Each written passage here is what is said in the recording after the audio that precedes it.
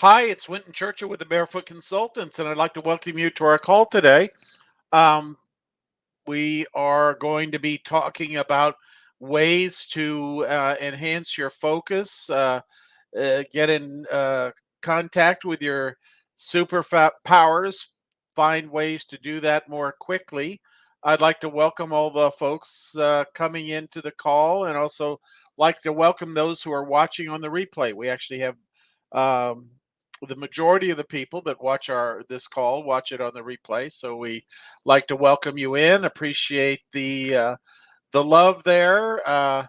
Good to see you, Christopher. Glad you're here. And Paula, glad you're here. Good to see you from LA. Very good. And a bunch of other folks that I can't see but are on the stream. So thanks. And if you're so inclined, please like this so it helps us share our uh, message. Yeah. And Christopher's saying howdy live instead of a replay. Let me see if I can get our what's up there. There we go. And Marianne is coming in from the high desert. Welcome. Glad to see you. Come on in. Well, a lot of action on a Friday before Labor Day weekend. So uh, good to see that. Good to see that. Yeah, one of the things that happens a lot is I'm on the phone most days or on a Zoom call with people that I'm helping in our programs, different aspects of our programs. And one of the things that is a little bit harder to do is to maintain focus when we're working online in the virtual world. And we've all gotten a lot of uh, experience with that over the last, year and a half now, maybe a little bit longer. And it's a thing, there's been a lot of study before this happened, the pandemic, about what taxes your brain and what causes fatigue and how your brain slows down when you're focused on a task and all that kind of thing. A lot of it came out of the flight simulation area. That's an area that I worked in the early part of my career. I worked for a company that made computers that were used primarily in flight simulators. And one of the things that used to always amaze me about that is uh, just I guess, the human factors element that went into that. I was amazed by the things that they were studying, and uh, back in those days, they could, and certainly now, they can measure how somebody fatigues very precisely with brain measuring instruments and that sort of thing. And what they know now is that looking at too many instruments and doing too many maneuvers and all that kind of stuff and sitting for too long all contributes to you losing focus. And I mean, this is usually studies on military pilots that they're able to work within a simulator. And of course, that research then is rolled into the development of protocols for flight simulators now and future flight simulators. And it's just a fascinating look into human behavior, human biology, physiology, what works. And one of the most important things that you notice in all that I noticed along the way is that they are seeing things like water is critically important.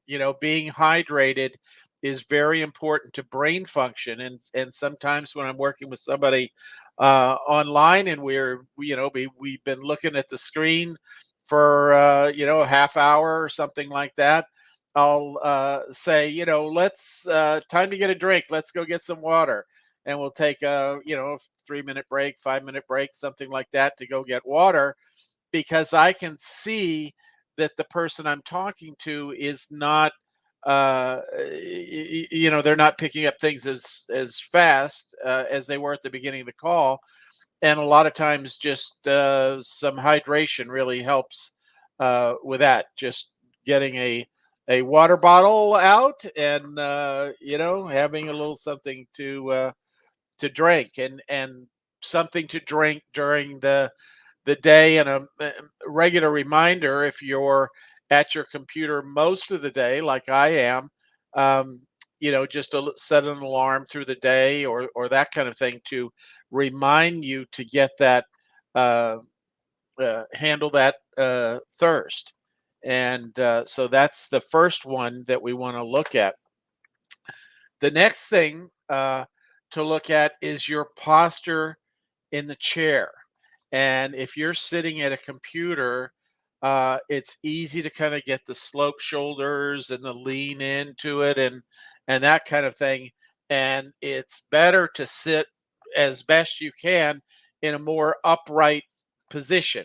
That's with good support behind your back. So a chair is very important, and this is one of the things that I find that people coming to freelancing don't quite realize is how important that chair is. And it's certainly, if you can afford it, worth investing a few $100s in a good chair. There are good ergonomic chairs that give you good back support, and you can just go into our friend Google and type best five desk chairs for good posture, that kind of thing. And it's worth spending some time learning how to adjust your chair. And I bought a chair, a new one, about 6 months ago. It happened to be one that was, I could go on to YouTube, and there were several videos on how to adjust the chair, which was really helpful because a lot of us tend to take the chair out of the box and wheel it up to the our desk, and the adjustments can make a pretty significant uh, difference in uh, how all that works and how long you can sit comfortably at the desk and that kind of thing. And I find more importantly, it's how I feel after a day at my desk that posture makes the biggest difference because it's easy when you're working online to, sort of lean in and allow your posture to not be optimum. So that's a very important aspect of that. Sort of a companion to that is this idea of movement. So this would be item number 3 on our list is you want to get up and move around. And one of the if you've been on this call for a while, one of the things I'm a big proponent of is the Pomodoro system. And this is where you're typically working for 25 minutes. You set a little timer, you work for 25 minutes, you focus on one thing. You don't answer the phone, you don't look at email, you don't go to social networks, and you get 25 minutes of work done. And then you get up from your chair and you walk around. Again, you could go get a drink of water. You make some movement. I actually have a rebounder, one of those little trampoline things, and several times a day I'll get out on that for 5 minutes at a crack here and there just to get circulation going, re-oxygenate your system. Deep breathing really helps with that when you're in a seated position and you're somewhat still.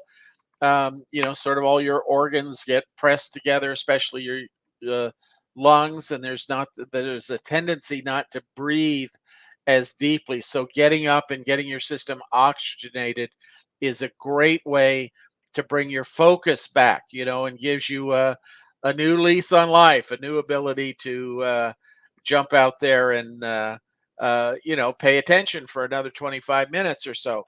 And there's some days I do the 25 minutes very religiously, and what I shoot for, the 25-minute sessions are called Pomodoros. Uh, and Diane would love to see me rebounding. Let's see if I can turn the camera. No, we'll do that next week. But it's amazing, and it's funny. I've been doing rebounding.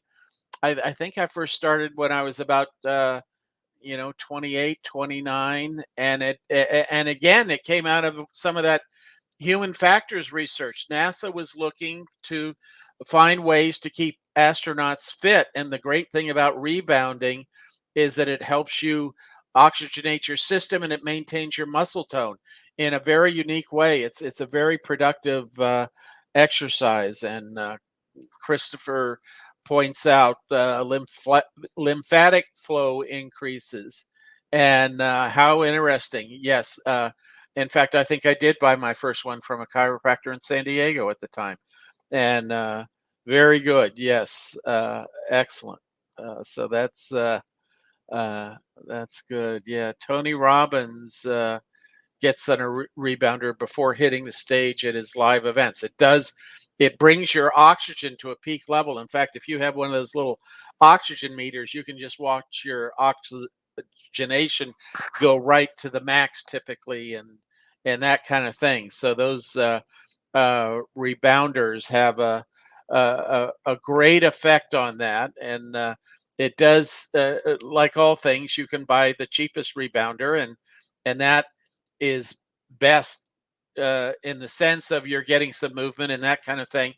You if you have a dodgy ankle like I have from an old racquetball injury, I invested in one that's a little bit better. It has a little science that goes into the springs and how it works, and it costs a little more money, but it just keeps my ankle from being injured by the jumping up and down, and it doesn't take months. It's just not a big movement. It's not a lot, and you just you feel that go up, and you come back to your desk ready to work and ready to go. So that's nice. And yeah, the pulse oximeter works really well. Those are so inexpensive these days. Yeah, and Christopher's saying he's got two dodgy ankles and sprains, and yeah, those. It's funny, those injuries. It probably in my early 30s did not really bother me until I got a little older, and then they are a little bit more sort of important to take into account, to feel optimum. But the great thing about the rebounder is that you just don't have to do a lot. You just go up and down a little bit, uh, and it gets your muscle groups moving. I mean, it basically the science of it is that you have a little bit. You're sort of in a little bit of a weightless state, and then you're at the compression state of your muscles, and it exercises all your muscles. This is what NASA found when they did research on this. Is like in some of the uh, research that all your muscles that are involved, your neck, your shoulders, your legs, of course, but just everything gets a new dose of oxygen. So um, that's very good. And the you, the next item that I wanted to talk about is to focus on something different. And I found this very useful. Sometimes even if I'm doing pomodoros, my brain gets, if I focus on the same topic for 2 or 3 pomodoros, and I figure it a fantastic day if I can get 3 or 4 pomodoros, because let's face it, we do have interruptions in our day. We do have to check emails. There are business emergencies, personal emergencies, or not even at the level of emergencies that we have to pay attention to from time to time. And so getting that activity change, I will focus on an aspect of one of our courses that I might be updating. That would be 1 or 2 pomodoros. And then I'm always going to switch. I'm never going to do 3 pomodoros on the same topic, because again, your brain gets a little fatigued on working on that topic. And it's nice to switch it up with something else that you have to do. And so that's another great way to kind of re-energize your ability to focus on a topic. My um, British mother-in-law who's now passed, but she had one saying that was particularly appropriate for this, is that a change is as good as a rest, and I love that. It really, um, you might get fatigued at the computer. You might want to go meditate, and that can be a good thing to do as well. But the idea of just changing things up after a short break really re-energizes you to focus on something and look at it. So that would be a fourth, sort of activity to do, is just make a conscious awareness to make that change. In addition to the physical changes, you want to make changes to the mental focus that you're working on. And then the last one is very tactical. As you can imagine, when you work at a computer all day or most of the day, your eyes are focusing, I don't know, a foot and a half away from you, right on that flat screen. And when you do take your break, a good thing to do is always to walk to the window and look as far out as you can see, and kind of bring your focus in and out, because that gives your eyes a little bit of time to relax. It releases the muscle. Basically, when we're looking at the computer screen, it's like saying, hold this. Let me see if I can do this here. Hold this water bottle up like this, and I can kind of do that for a few minutes, no big deal. But if somebody tells you to hold that water bottle up for a half hour, that's exactly what you're doing to your eyes. You're holding a single focus with your eyes, and that is trouble. You know, um, in the sense that your eyes are, get a little restricted. Your vision can get blurry. You can get headaches. You can get all kinds of things. But if you go over and look outside and focus at a distance, that gives those muscles time to relax. And if you go, spend just a few minutes focusing on the horizon, then look at a car that's close to you, maybe the roof, maybe whatever there is outside. But you just want to look at different things and look around, rotate your head and neck so that you're loosening that. You're giving your muscles a different opportunity to be in a more relaxed position for some of them, and just continuing that moving. So lots of good things to do to re-energize you. Sometimes we feel at the end of the day we're just so fatigued we can't go on, and that kind of thing. And of course, just doing these things just changes the picture, transforms it in a matter of a few minutes. It seems like magic there. So that's a very good thing to do. So those are the five elements that I wanted to go over today. I mean, I know from working with people that those are they're easy to forget to do. And just setting a timer today, I have tools like my Alexa in the other room, and I have my Siri that's on my iPhone. So lots of good good ways to remind myself to um, in 30 minutes get a drink of water or whatever it might be.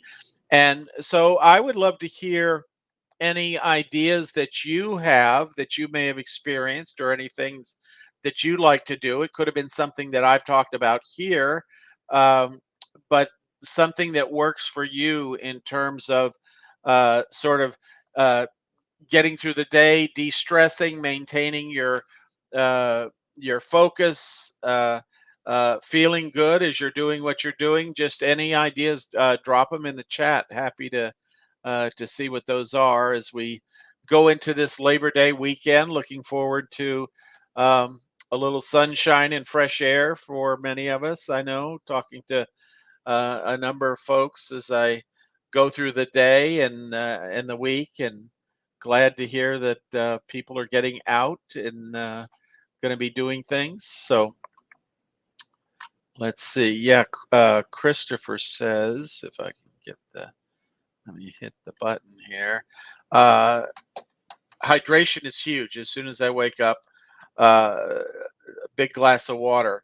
Yeah, as you know for sure, Christopher, with your medical background, yeah, hydration is one of those things that by the time you feel thirsty, you're already a little bit behind the game, and so it's important to do that. And yes, if you live in San Diego and are on the beach there, like you are in that picture in front of the Hotel Del, a beautiful place, been there many times. Walking on the beach or the bay helps a lot because you also benefit from all those negative ions that are produced by the wave action and that kind of thing. I think it's either uh, negative ions or uh, just general oxygenation or what have you, just a group of things uh, to do there that will benefit you in all of that. And now this is interesting from Paula. A group of friends get together virtually for a dance break every day at 1. Wow, this is cool.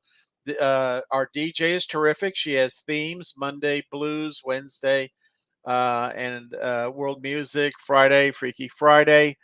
That's great. And is that, Paula, is that a public group or is that just a group of friends have put that together? I'd be interested to know. And let's see. Christopher says dehydration also often masks as hunger. That's a very good thing. I did not know that, and that makes a lot of sense. You know, you're sitting at your computer and you feel like it's time to eat, and that's your body just asking for more water rather than more food. So I have heard it suggested that if you feel hungry during the day and it's not mealtime, that you do drink some water and wait 10 or 15 minutes and see if that hunger goes away. So that might speak to that. So very, very good with that. And Christopher says, yes, it's negative ions plus the oxygen, maybe a little bit higher concentration there. And Marianne says, if I'm getting stressed, a quick online yoga class resets my nervous system and really helps me with the neck and back fatigue. That's a great suggestion. And for those of you that don't know, you can certainly go online to the onto YouTube, and you can find both recorded yoga classes. You can find live yoga classes that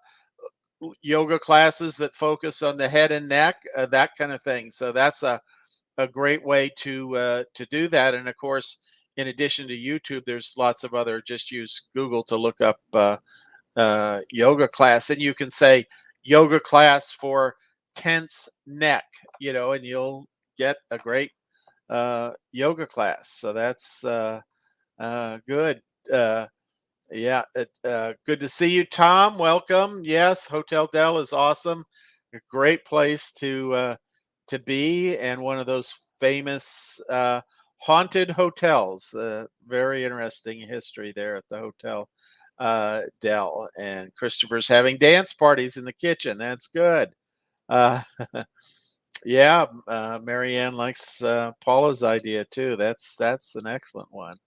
And Paul is saying it's a private group from Meetup. So Meetup is one of those great online services where you can learn lots of things and do lots of things, and private groups. So good to do that. And Tom's mentioning that he met Tony Robbins in 2002 and 2003, and that's a very cool uh, thing. Tony's been a great inspiration for many people over the years. Seems like the baby boomer generation grew up with Tony. So, and he's very much on this idea of change your state, that kind of thing. And Christopher's confirming, yes, that goes away. Tom says hi. Uh, Diane, let's see. There's a great Pilates teacher on Instagram.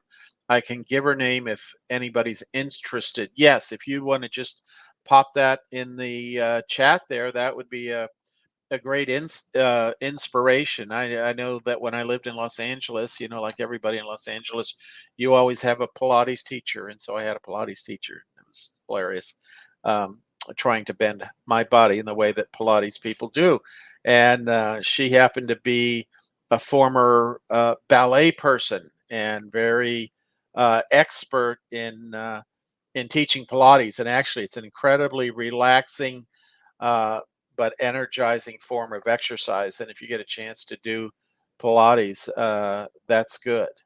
And yeah, Christopher says he's heard rumors about boomers. Yes, that's ba-dum-pum. Very good. Uh, all right, let's see. So here's so it looks like Holanta mitrate. I could be butchering it, but here's her um, yoga site. So that would be a great place, a great suggestion for Marianne. Uh, and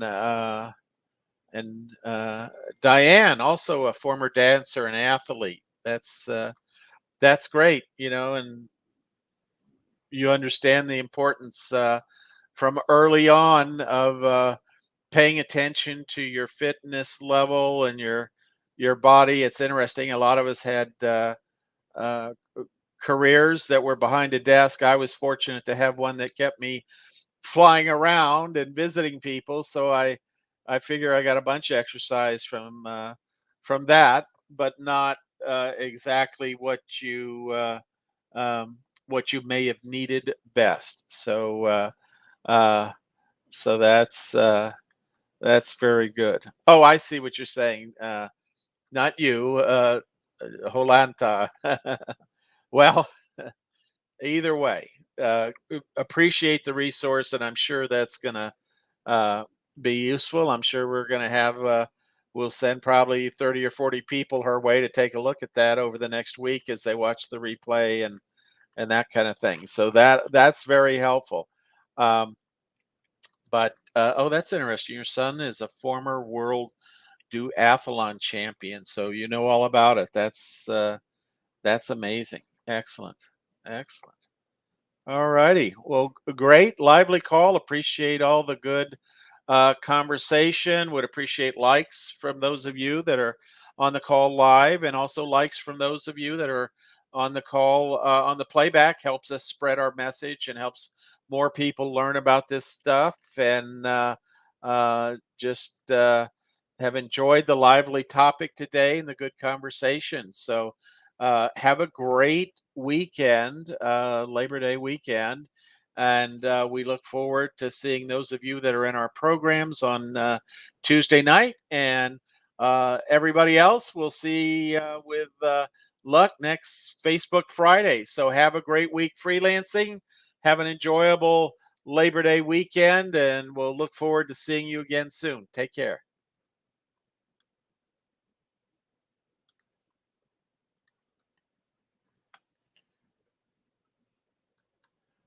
Thanks for all the getting a flurry of nice comments in here from Paula, Diane, Marianne, Christopher. Great weekend to be in San Diego. One of that Labor Day weekend was one of my favorite weekends in San Diego. And Tom, thanks for that. Thanks. And we'll see you all soon. Take care.